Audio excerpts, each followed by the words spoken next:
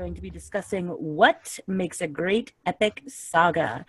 And if you guys want to just go ahead and introduce yourselves. I'm Tom Fallwell. I'm Erin Michael Hall, and I write epic fantasy and science fantasy romance. And I am Bill McCormick. I write science fiction, short stories, some horror. More horror than I planned on, actually, but I keep getting it published, so what the hell? And I'm Sarah Buhrman, the host, and I write science fiction, fantasy, science fantasy. Okay, so we are going to be talking about what makes a great epic saga. So let's start with characters. What kind of characters do you guys think make a really good epic saga? I'll swing that one since I actually just got a review that said my characters were cool. I think characters that grow over the course of a story, that in some cases grow unexpectedly, where the reader can follow along and not feel like they're just watching a cartoon character over and over and over doing the same thing over and over and over again. And especially in any sort of epic fantasy or epic sci-fi or anything that's more than 100,000 words, and honestly, to have some growth with it, to have some development with it. So you start out at point A, and hopefully, if you do it right, the reader goes along with you as the character grows and becomes more aware of the world around them. And not just physically aware, but I mean mentally, spiritually, emotionally, all the parts. I agree with that. I think they have to grow, they have to learn, and you have, like you said, follow them along, and you grow with them and see what they learn, how they change. They shouldn't be the same at the end of the story as they are at the beginning. There should be some kind of change within them, like you said, either mentally or even physically. But I agree with that. Depending on whatever trial, because in every epic fantasy there are these huge trials, these circumstances that they have to go through, and some things that they're going to have to overcome, or some struggle that's going to not only affect them but affect that entire world. And they have to, like you say, change from where they started. Once all these pieces start coming into play, what happens with them and their struggles or their triumphs, and you have to experience everything with them. And then at the end, you should feel some kind of sense of satisfaction or hatred, depending on the character. And characterization is very important.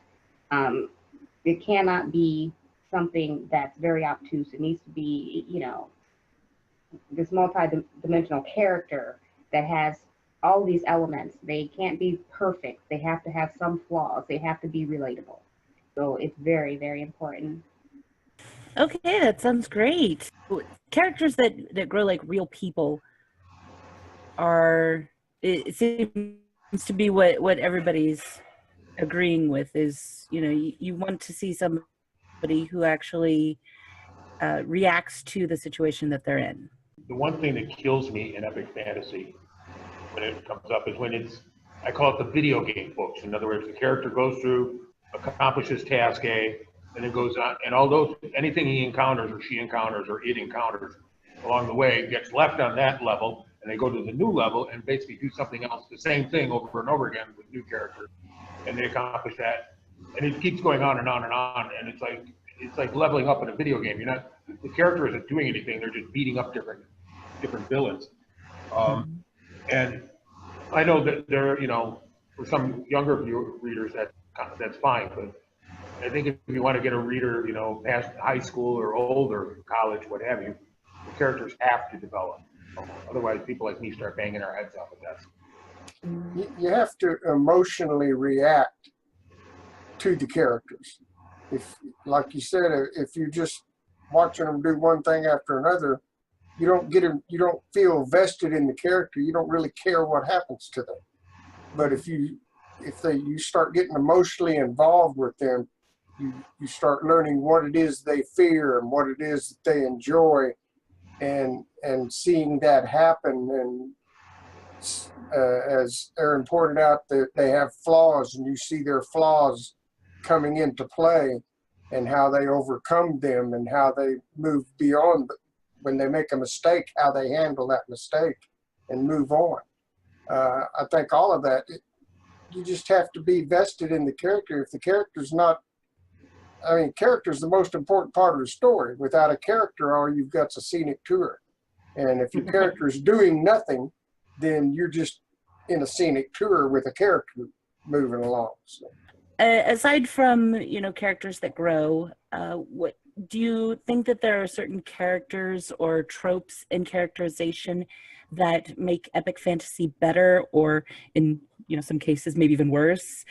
Like you have the sage wizard and the humorous sidekick and things like that pop up over and over again. Do you think that those contribute to or distract from a really good epic fantasy?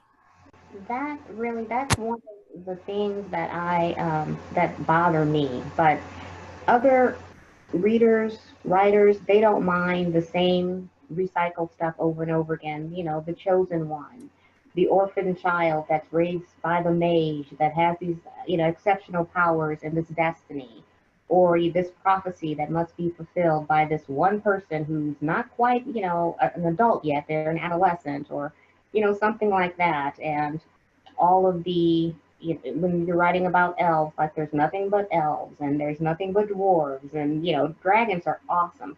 But does everyone have to write about dragons? This is fantasy. You can create anything that you want.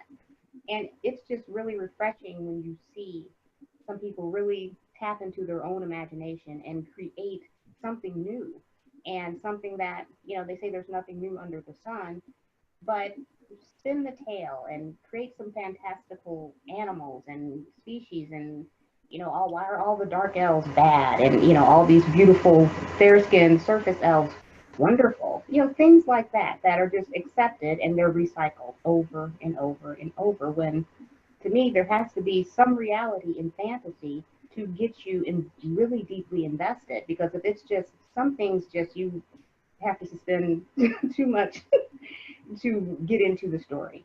It would just be nice to get away from some of the tropes and get something fresh out there. I would love that. I do try to create that, but I would love to find that and read it.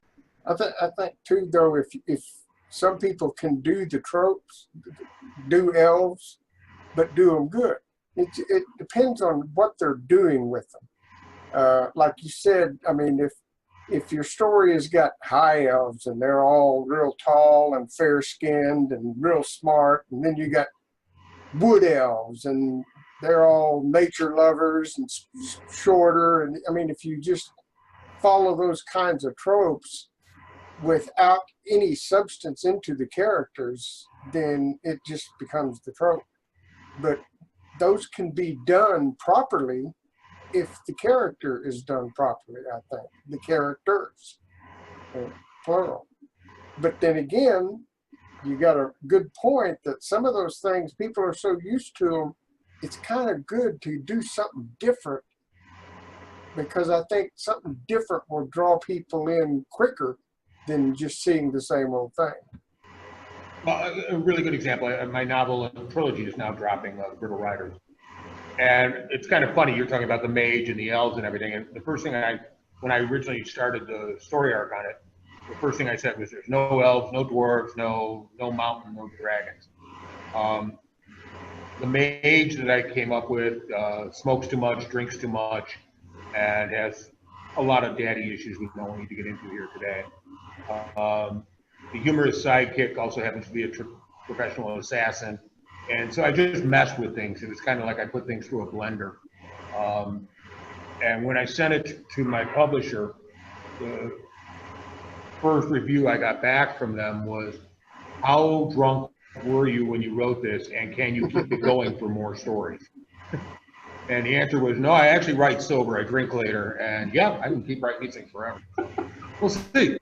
It's coming out, and like I said, we got some decent reviews on it, and hopefully there'll be more. But it is what it is. I wanted to do something that was hyper violent, and weird, but kind of in the fantasy vein. I call it science fantasy. That turns out to be a thing nowadays. It wasn't when I first used it.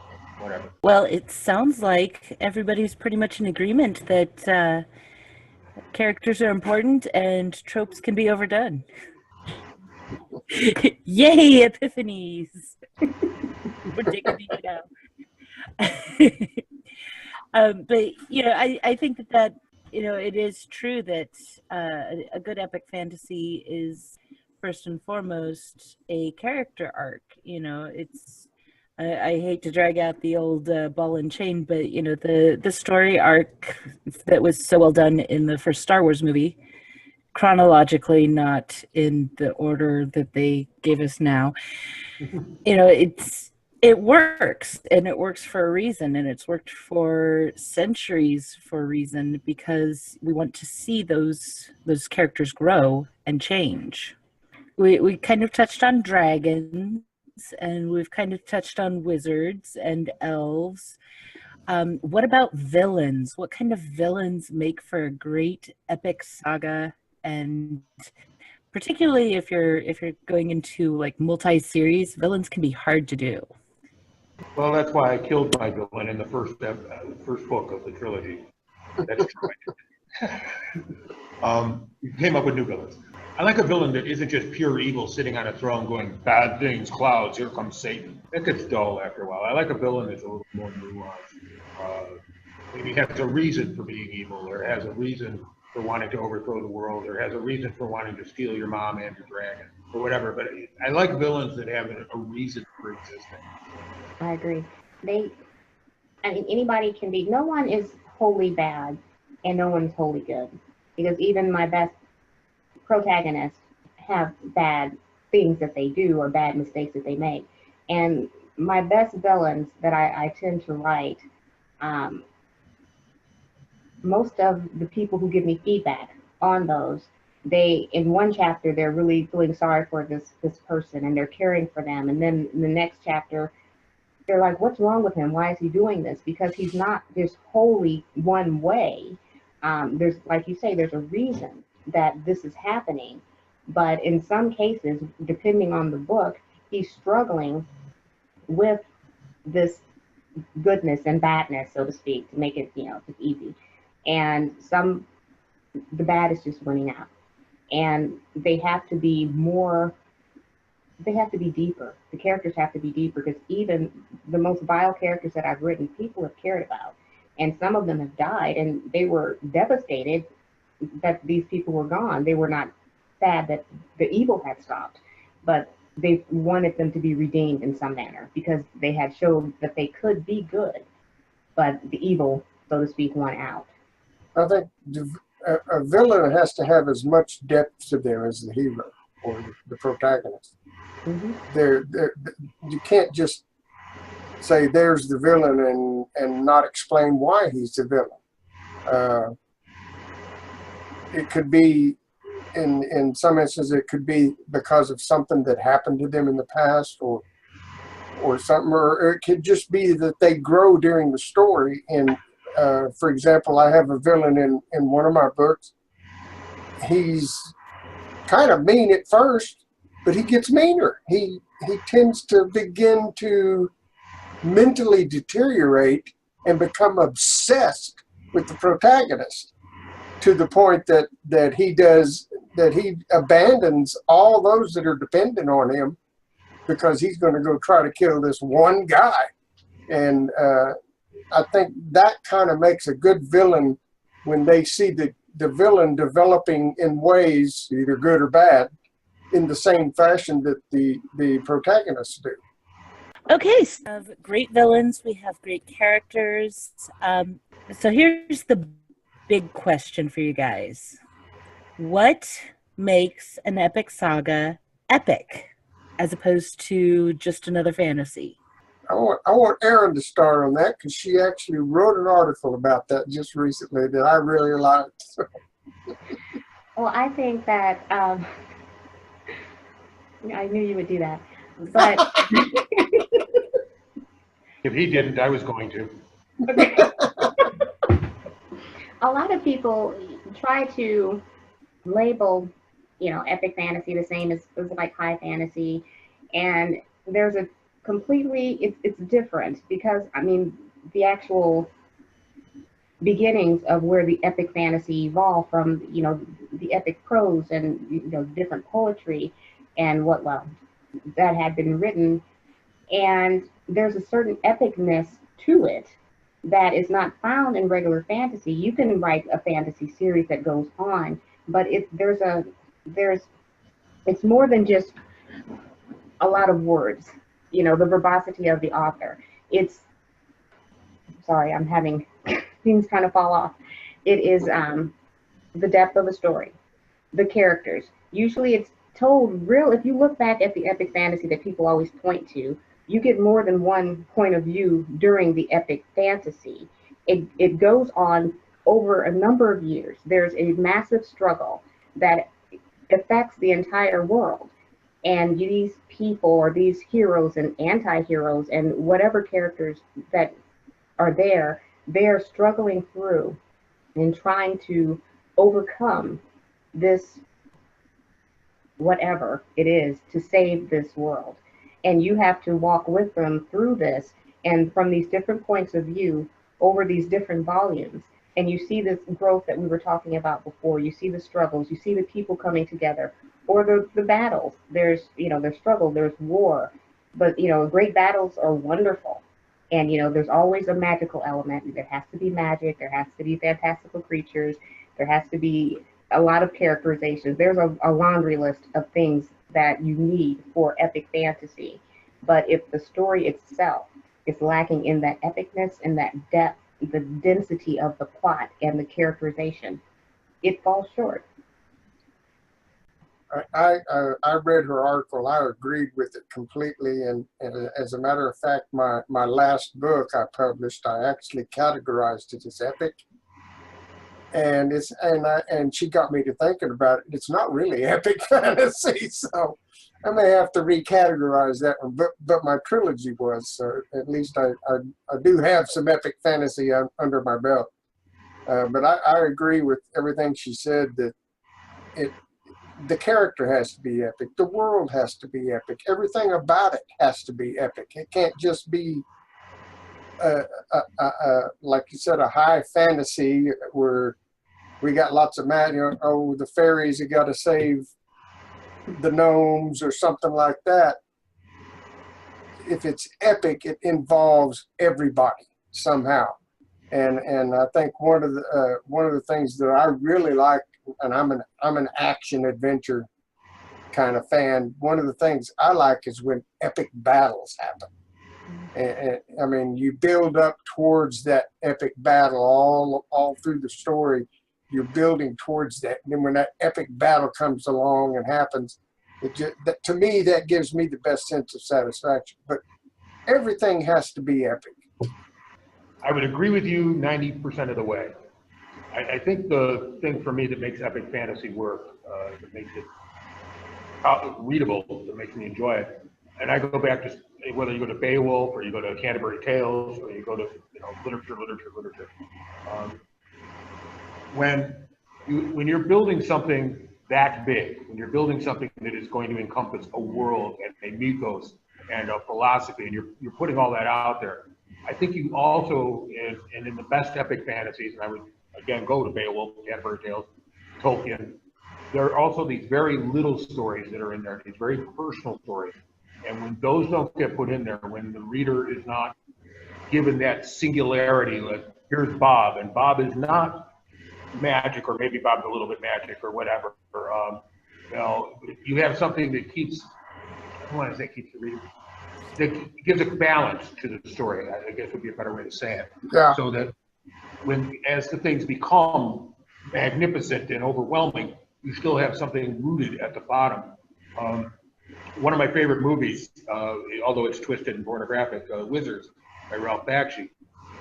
There's the characters that are run through the story. There's all this epic magic, and there's war, and there's all this amazing stuff. But really, you just got, this guy who wants to write his little thing and meet the hot chick and go off at the end of the story. I mean, it's an amazing, epic movie that's wrapped around some very simple needs and desires. And getting laid is high on my list, so I'm a big fan of that. And alcohol, that's up there. So, you know, I'm good to go with it. And Aaron's in the back going, who the hell left this idiot in the show? I'm amazed that you mentioned wizards. They killed Fritz. They killed Fritz. Well, I didn't mean to imply that you don't need other characters in there that are non-magical or they don't have. One of the complaints that I got about my first novel, The Rise of Nazil, was the fact that people wanted more magic and more battles. But the most magical element for me when I was writing it was the magic that the characters were bringing forth to try to overcome these situations. There were a lot of ordinary people who were coming together to do magnificent things because they had to. Some of them chose not to, you know, there's free choice. And, you know, so I didn't mean to make it sound like you could not have ordinary characters because you need them. Mm-hmm. Yep. But to be considered epic, there is a list of things that you have to have for epic. It's actually detailed online.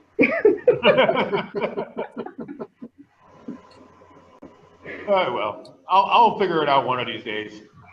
Oh, keep doing what you're doing. We all? It's working. So I think we've figured out kind of what makes an epic saga, at least a really good idea. What is your favorite epic saga, or the one that has influenced you the most? Oh my gosh, I'm going to sound like too many people here. Lord of the Rings. That is what has influenced me the most, unfortunately. I know some people get tired of hearing that, but I can't help it. Tolkien's my hero, and I've read everything he wrote. And that was kind of what got me going.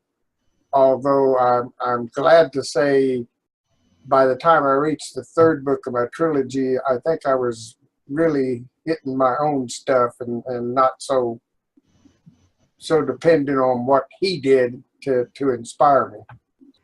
One of my favorites and something that I keep at home is Gilgamesh, the tale of Gilgamesh and all the travels and everything that he did. And a lot of the ancient stuff, you know, various tales of Hercules and what have you, things like that. I find a lot of inspiration in them because when people talk about Gilgamesh and the Olympian gods and stuff like that, it tends to get very watered down in modern telling. It becomes a cartoon, it becomes a toy for your kid dog. But when you read the originals, they're really brutal and they're very, very world building. They're very world encompassing, and the characters have real world ramifications on the people who are trying to live below. You know, you're trying to grow your wine, and these guys are throwing lightning bolts at each other, and there's all this stuff going on, flying horses and what have you. And I just don't. I've always enjoyed those books, and there's elements of that in what I write now, which I don't know if people get it or not. I hope they eventually will. But I really go back to that stuff. Like I mentioned the Canterbury Tales before. The fact that you could take a simple philosophy and stretch it out over like 25 little tales to get you from point A to point Z in the story.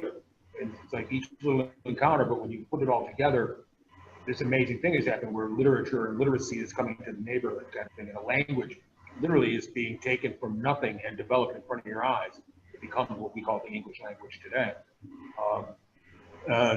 That kind of stuff impresses me and keeps me doing what I do.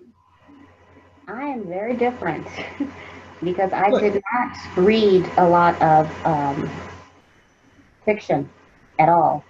I guess that's why my siblings were kind of surprised when I was writing epic fantasy. I read, you know, I like Shakespeare, Dante's Inferno, of the classics, Grapes of Wrath, Great Gatsby, things like that. And I enjoyed science fiction, and I still do enjoy science fiction more than I do fantasy.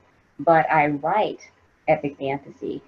So when I started writing my first book, it was just something that I wanted to see. And as far as I knew, it wasn't there.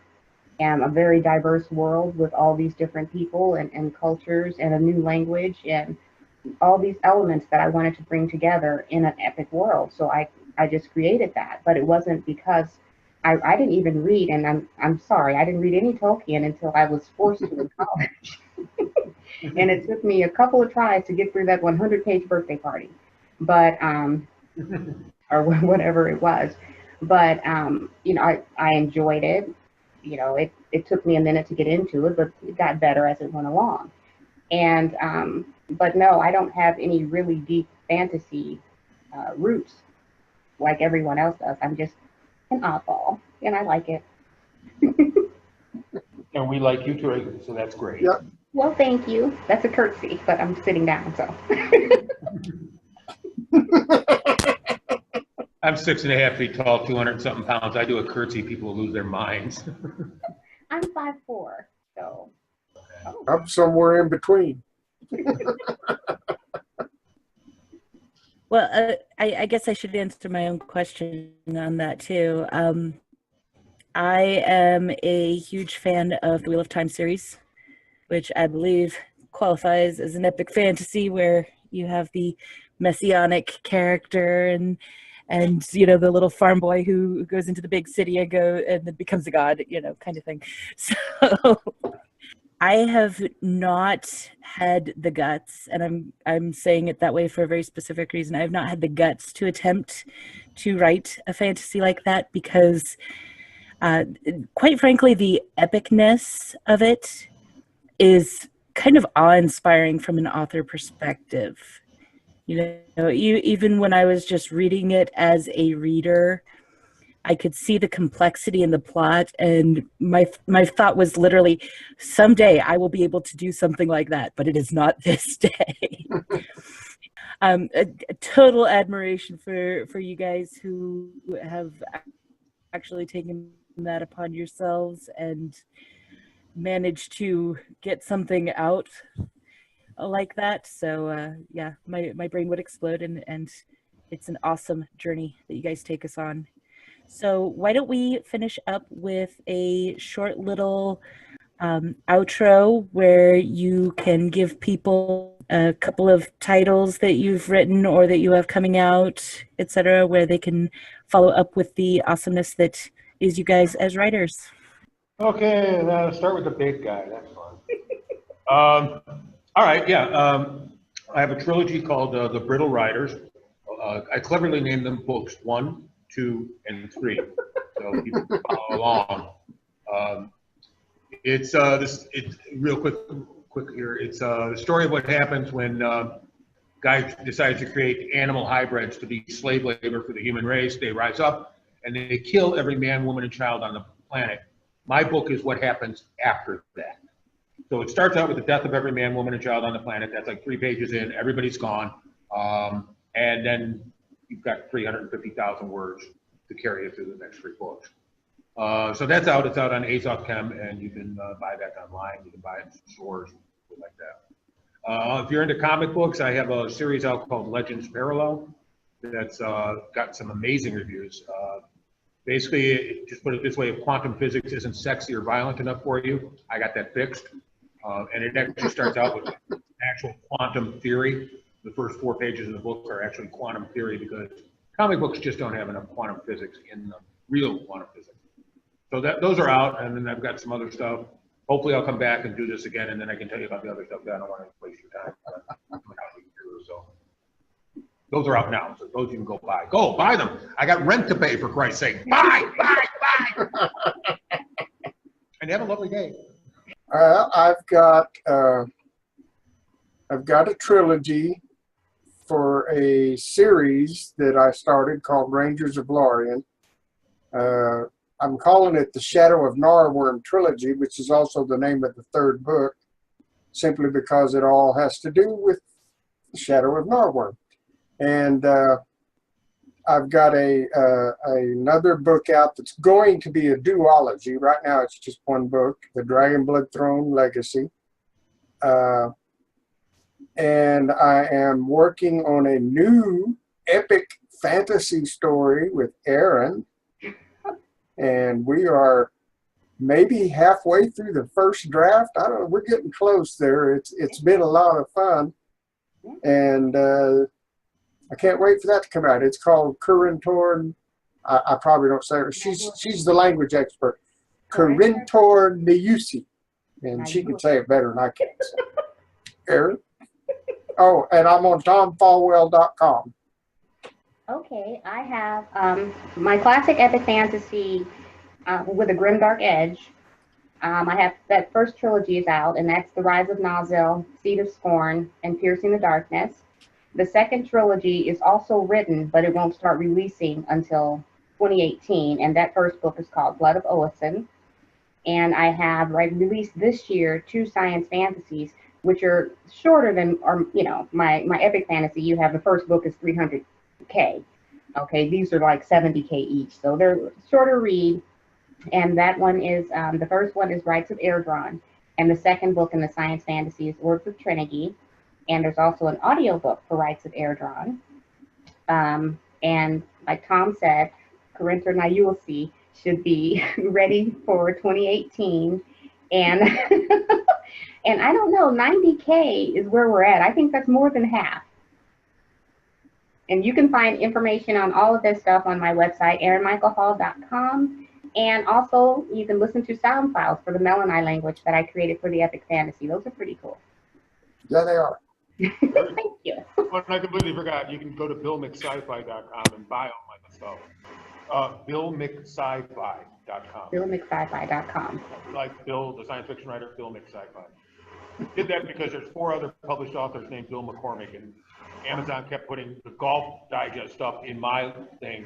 And this guy woke up one morning and found the Brittle Riders is in his queue, and he's like, ah! He scared his wife. So we worked out a way, and so I just do Bill McSci-Fi, and that gets it.